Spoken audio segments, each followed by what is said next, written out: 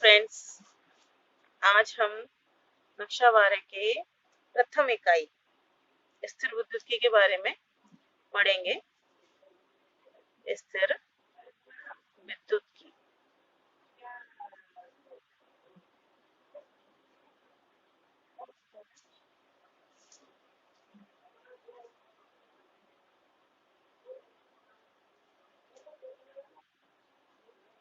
स्थिर विद्युत की में पहली बात तो ये समझिए स्थिर विद्युत की होती क्या है। तो स्थिर विद्युत की भौतिक विज्ञान की वह शाखा है जिसमें स्थिर आवेश तथा उनके आवेशों के मध्य होने वाली अन्योन क्रियाओं का अध्ययन किया जाता है। स्थिर विद्युत की में सबसे बड़ी बात यह है कि आवेश जो होता है वो कैसा रहता है, स्थिर रहता है, गतिमान नहीं होता है, स्थिर रहता है। कहने का मतलब नियत रहता है, जहाँ है जैसा है वैसा ही रहता है। स्थिर विद्युत की जो आपकी प्रथम यूनिट है, इसमें 4 पाठों को सम्मिलित किया गया है। प्रथम है विद्युत क्षेत्र, सेकंड पार्ट है गाउस का नियम,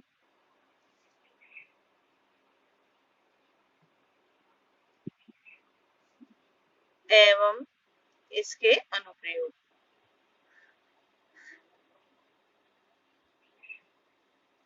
थर्ड पार्ट है आपका विद्युत विभव, और फोर्थ पार्ट है विद्युत धारिता। सर्वप्रथम हम अध्याय फर्स्ट जो है विद्युत क्षेत्र, इसके बारे में पढ़ेंगे। तो देखिए, इसमें सबसे पहले अपन पढ़ेंगे आवेश। आवेश क्या होता है? आवेश के कॉन्सेप्ट को समझने के लिए सबसे पहले अपन द्रव्यमान के बारे में बात करते हैं। मान लीजिए एक वस्तु है जिसका द्रव्यमान m है। हम जानते हैं सभी कि द्रव्यमान होने के कारण व्यक्ति पृथ्वी पर एक बल महसूस करता है जिसको अपन गुरुत्वाकर्षण बल कहते हैं। क्या कहते हैं? गुरुत्वाकर्षण बल।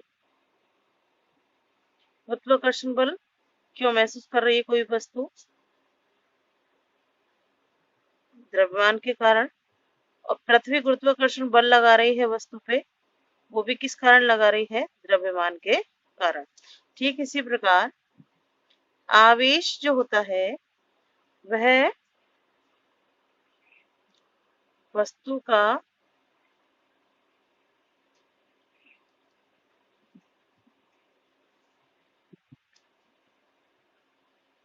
वह वस्तु का एक गुण धर्म है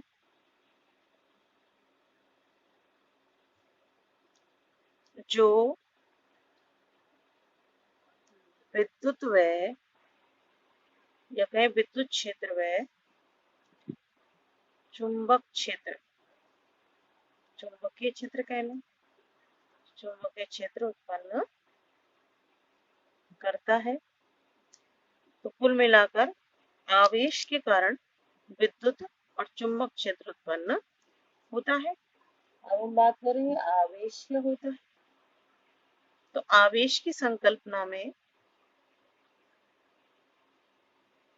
अपन पढ़ेंगे,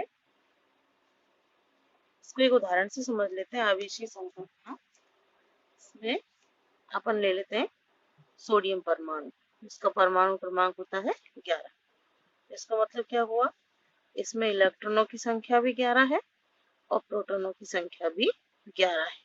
और इसका इलेक्ट्रॉनिक विन्यास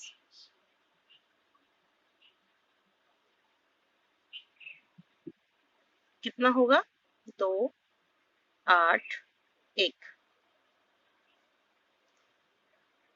बात है, इसको अपना अष्टक पूर्ण करने के लिए या तो 7 इलेक्ट्रॉन ग्रहण करने पड़ेंगे या अपने 1 इलेक्ट्रॉन का त्याग करना पड़ेगा, तब जाकर अष्टक पूर्ण होगा।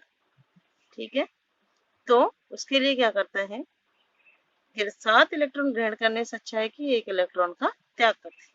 तो जब सोडियम परमाणु अपने 1 इलेक्ट्रॉन का त्याग कर देगा तो उसके पास कितने परमाणु शेष रहेंगे, कितने इलेक्ट्रॉन शेष रहेंगे, 10।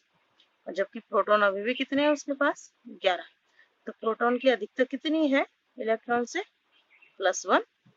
तो कहने का मतलब अपन लिखेंगे इसको Na+1। तो ये क्या हुआ,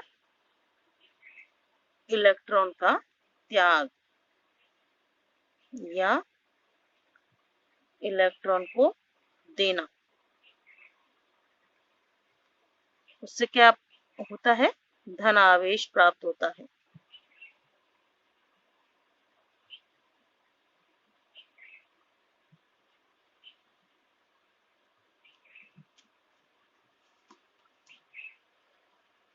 इसी प्रकार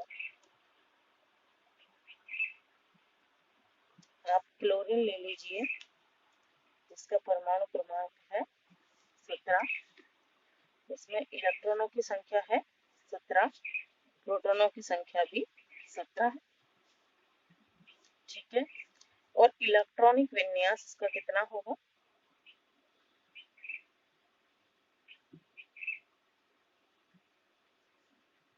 इसका होगा 2, 8 और 7।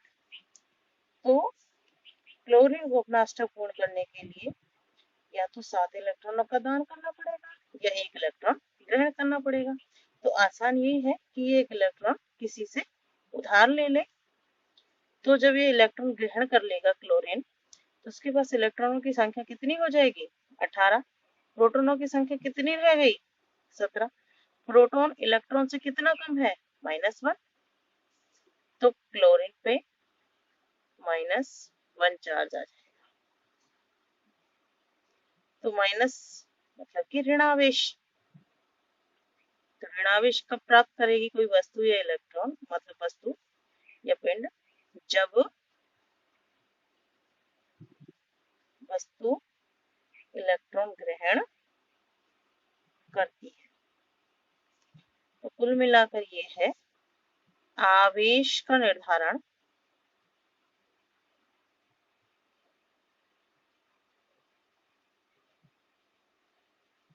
इलेक्ट्रॉन पर निर्भर करता है। जब वस्तु या पिंड इलेक्ट्रॉन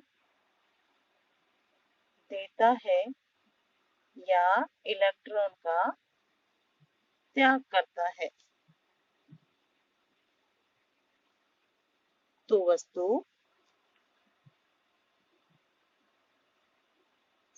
धनावेश प्राप्त करती है तथा जब वस्तु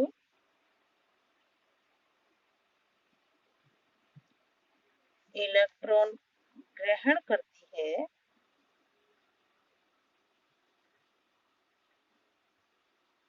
तो उस पर ऋणावेश आ जाता है।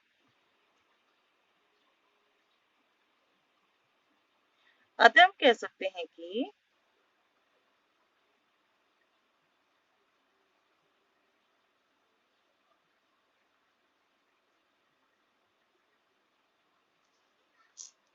आवेश 2 प्रकार के होते हैं।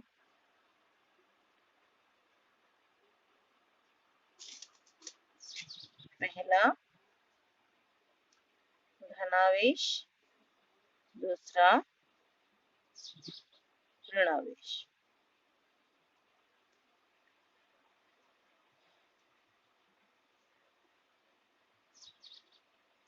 ठीक है,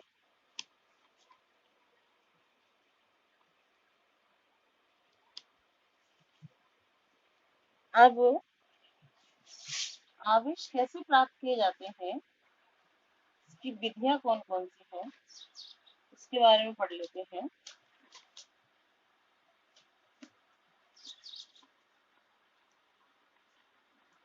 तो आवेश प्राप्त करने की विधि,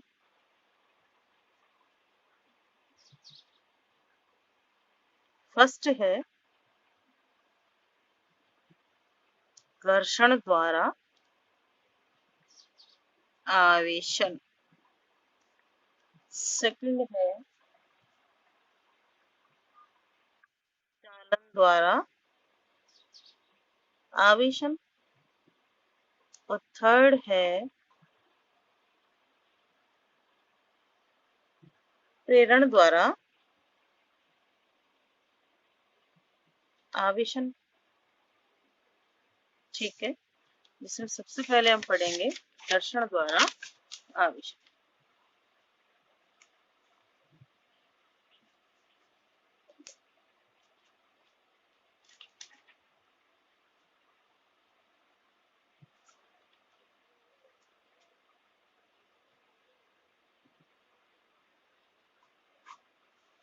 देखिए, घर्षण द्वारा आवेशन की खोज सर्वप्रथम अमेरिकी वैज्ञानिक फ्रैंकलिन ने 1750 में की थी। इसमें उन्होंने कहा था कि जब दो विजातीय निकाय को परस्पर एक दूसरे के साथ घर्षित किया जाता है या रगड़ा जाता है, मतलब जब दो वस्तुओं को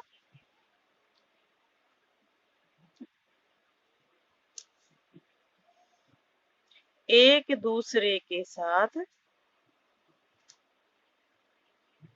रगड़ा जाता है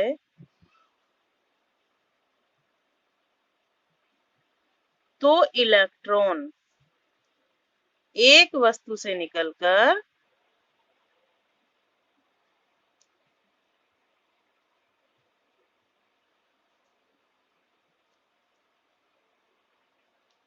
दूसरी वस्तु पर स्थानांतरित हो जाते हैं।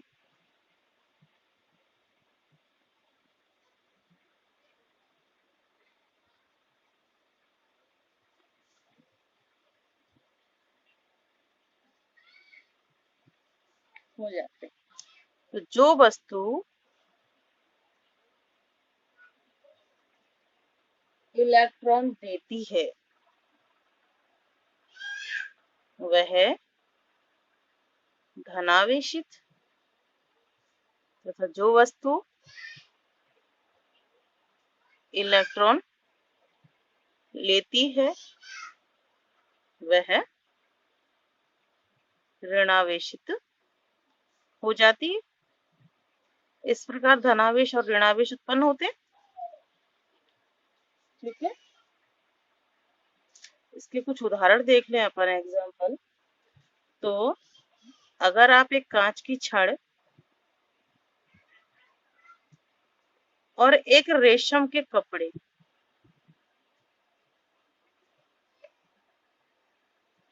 को आपस में रगड़ते हैं तो रेशम के कपड़े से इलेक्ट्रॉन स्थानांतरित होकर, सॉरी, कांच की छड़ से इलेक्ट्रॉन स्थानांतरित होकर कहाँ चले जाते हैं? रेशम के कपड़े पर चले जाते हैं। तो कांच की छड़ कैसी हो जाएगी? धनावेशित। और रेशम का कपड़ा कैसा हो जाएगा आपका? ऋणावेशित।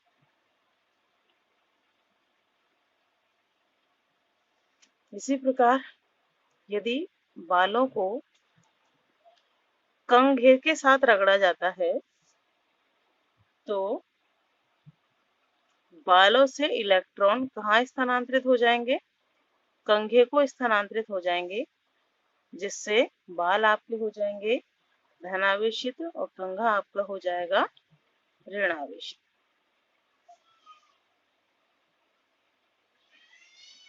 ठीक है, दूसरा है आपका, सेकंड है चालन द्वारा आवेशन। तो चालन द्वारा आवेशन में हम देखते हैं कि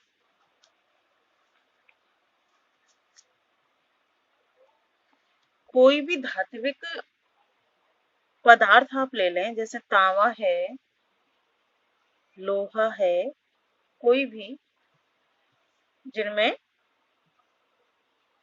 मुक्त आवेश प्रवाह होता है,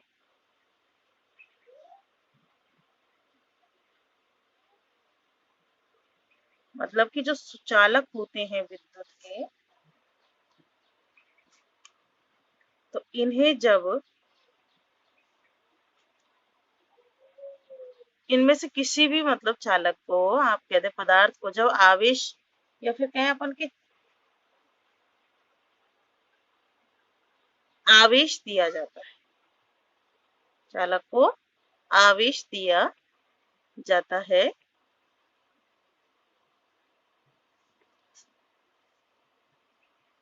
तो आवेश जो होता है चालक पृष्ठ की बाहरी सतह पर एक समान रूप से फैल जाता है।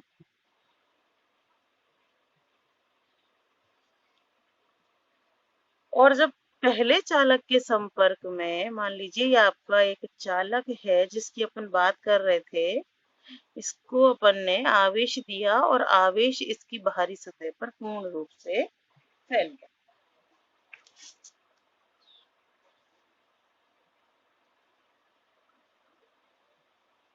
और जब आप इसके पास एक दूसरा चालक लाते हैं जो कि पहले से निरावेशित है, चालक नहीं है, और यदि इन दोनों को एक दूसरे के संपर्क में कर दिया जाए,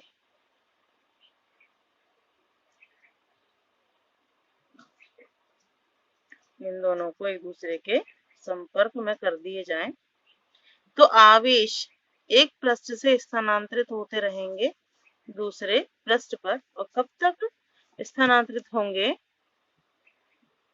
जब तक कि दोनों पर समान मात्रा में आवेश ना आ जाए।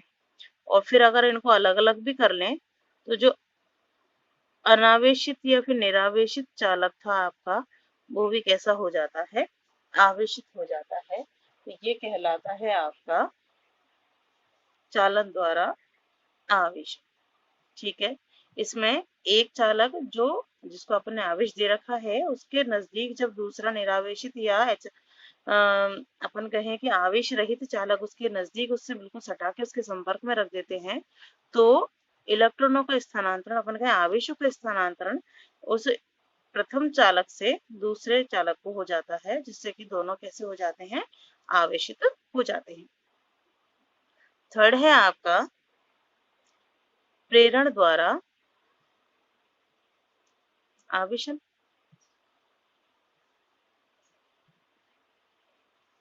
तो प्रेरण द्वारा आवेशन में आपके क्या होता है कि किसी वस्तु को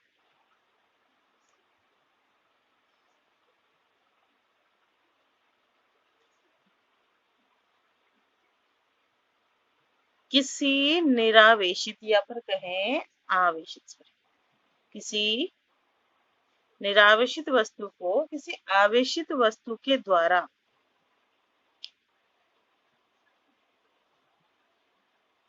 बिना संपर्क स्थापित किए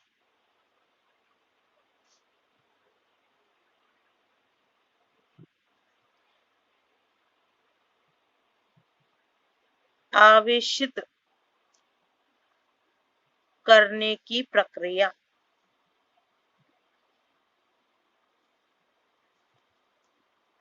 प्रेरण द्वारा आवेशन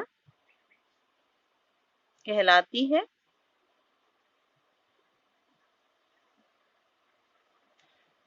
इसमें एक आवेश रहित या अपन कहें निरावेशित चालक पिंड है, इसके पास अपन एक धन आवेशित चालक छड़ लेके आते। तो जैसे ही धनावेशित छड़ उसके नजदीक लाएंगे, इसके संपर्क में लाएंगे, लेकिन उससे दूर रहेगी, उसको टच नहीं करेगी, फिर भी उस चालक छड़ को नजदीक लाने पर क्या होता है कि जो आपका विलगित निकाय था उसके ऋणावेश और धनावेश पृथक पृथक हो जाते हैं। ऐसा क्यों होता है कि चालक छड़ पे जो आवेश होता है वो इस विलगित निकाय के ऋण आवेशों को अपनी तरफ आकर्षित कर लेता है और धनावेशों को प्रतिकर्षित कर देता है, जिससे ऋणावेश तो धनावेश वाली छड़ की तरफ आ जाते हैं और धनावेश जो है दूर चले जाते हैं। अब यदि इस चालक के धन आवेश को, जो आवेश उत्पन्न हुए हैं इसमें प्लस और माइनस, क्योंकि माइनस तो बंधा हुआ है चालक छड़ के प्लस से और इसका धनावेश मुक्त है, इसको यदि भू संपर्कित कर दिया जाए तो ये भूमि में चला जाएगा और इसके पास क्या रह जाएगा, पूर्ण रूप से ऋण आवेश रह जाता है। और यदि अब चालक छड़ को आप इससे दूर भी कर दें तो भी इस पूरे में पिंड में ऋण आवेश चारों तरफ फैल जाता है। इस प्रकार से एक आवेश रहित या फिर निरावेशित चालक भी कैसा हो जाता है, आवेशित हो जाता है। ठीक है, ये तो बात थी अपने आवेशन की, कैसे आवेश उत्पन्न होते हैं, उत्पन्न किए जाते हैं। आवेश दो प्रकार के होते हैं, अपन ने पढ़ लिया, धन आवेशित और ऋण आवेश। अब बात करें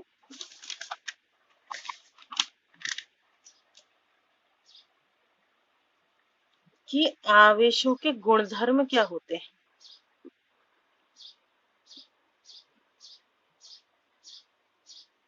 आवेशों के गुणधर्मों की बात कर रहे हैं हम। तो पहली बात ये कि आवेश एक अदिश राशि होती है। आवेश कैसी राशि है आपकी, अदिश होती है। सेकंड है, आवेश दो प्रकार के होते हैं, फर्स्ट धनावेश, सेकंड ऋणावेश। थर्ड बात क्या है, समान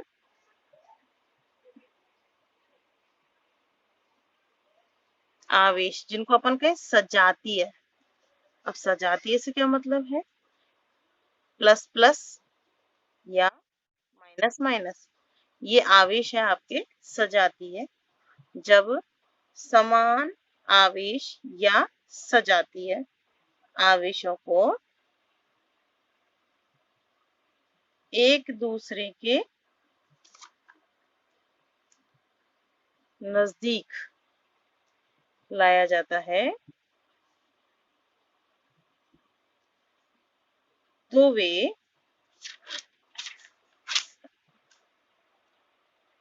एक दूसरे को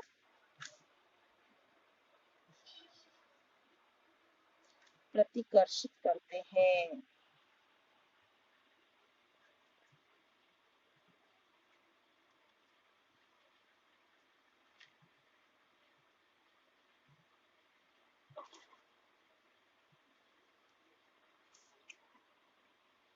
थर्ड है,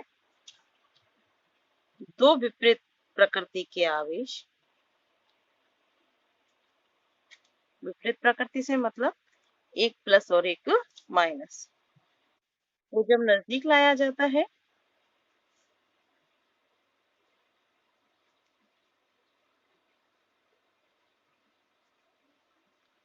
तो वे एक दूसरे को आकर्षित करते हैं।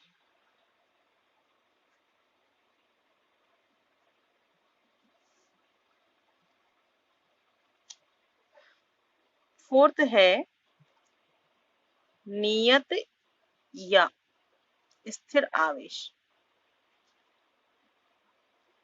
दो तरह के क्षेत्र उत्पन्न करता है। फर्स्ट है विद्युत क्षेत्र और सेकंड है चुंबकीय क्षेत्र। चौथा पांचवा गुण है कि मान लीजिए हम एक द्रव्यमान ले रहे हैं एम नॉट, और यदि उसको बी वेग से गति कराते हैं तो परिवर्तित द्रव्यमान परिवर्तन होता है, और द्रव्यमान परिवर्तन को अपन बताते हैं डेल एम से। ये तो है आपका वास्तविक द्रव्यमान, ये वेग है, और ये परिवर्तित द्रव्यमान।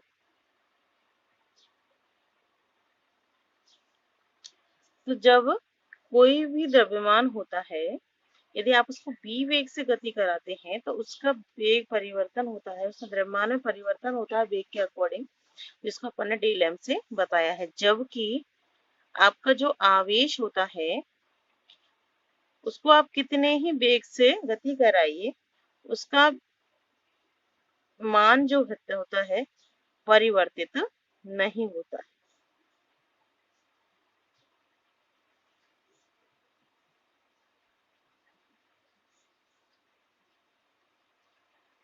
आवेश का मान निश्चित होता है, स्थिर होता है, नियत होता है, परिवर्तनशील नहीं होता है।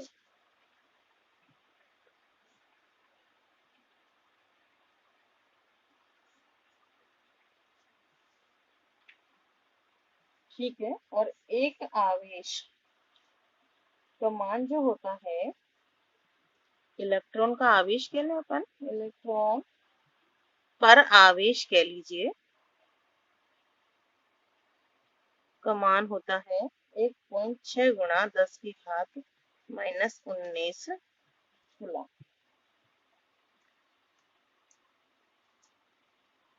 ठीक है, ये हो गए इसके कुछ गुणधर्मों के बारे में। अब हम बात करेंगे, अभी हमने एक शब्द पढ़ा कूलम, तो आवेश का मात्रक के बारे में हम पढ़ेंगे। देखिए, विद्युत क्षेत्र के बारे में हम सब भली भांति जानते हैं। विद्युत क्षेत्र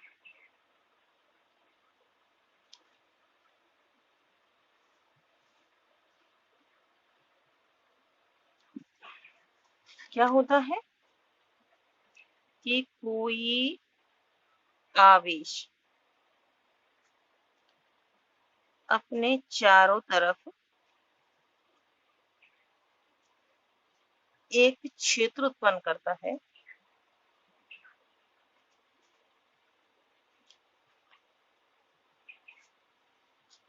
जिसे विद्युत क्षेत्र कहते हैं। यदि कोई दूसरा आवेश इस क्षेत्र में प्रवेश करता है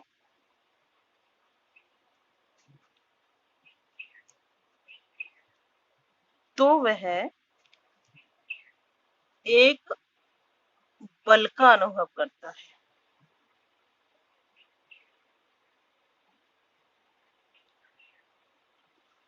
ठीक है,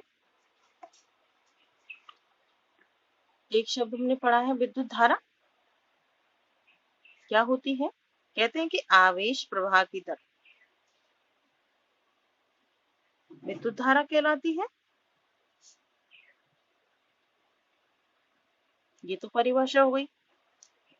तो प्रवाह की दर, दर का मतलब होता है समय का भाग, तो अर्थात विद्युत धारा क्या हुआ? विद्युत धारा बराबर हुआ अपने पास आवेश बटे समय। विद्युत धारा को अपन I से बताते हैं, आवेश को Q से बताते हैं, समय को T से बताते हैं। तो आवेश बराबर कितना हो जाएगा? I into T। ठीक है, तो Q आवेश है, धारा का ऐसे पद्धति मात्रक होता है एम्पियर, और समय का सेकंड। तो आवेश का मात्रक हमारे पास निकल के आया एम्पियर इंटू सेकंड, जिसको एक कूलाम भी कहते हैं। तो आवेश का एसआई मात्रक एक कूलाम होता है, जिसे कैपिटल सी से बताते हैं। ठीक है।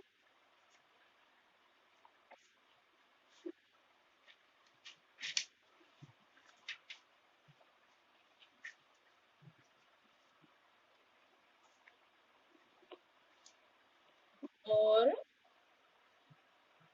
इसकी परिभाषा लिखें अपन एक कूलाम की।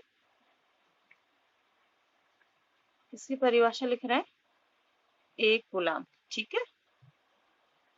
क्या है परिभाषा? देखिए, अपन ने भी पढ़ा था फॉर्मूला I बराबर Q अपॉन T। तो यदि धारा का मान 1 एम्पियर, उस समय ले लें 1 सेकंड, तो Q बराबर अपने पास आ जाएगा 1 कूलाम। अर्थात यदि किसी चालक में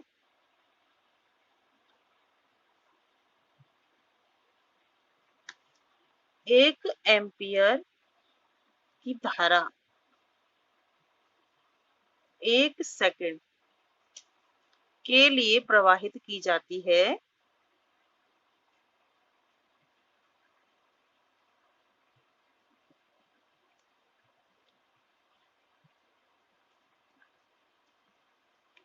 तो उसमें से गुजरने वाले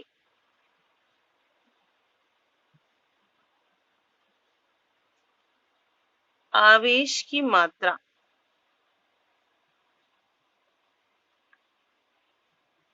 1 कूलाम होगी। ठीक है।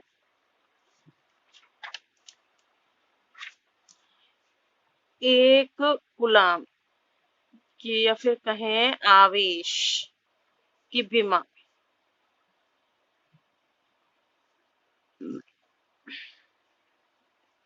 होती है m0 L0 T1 A1।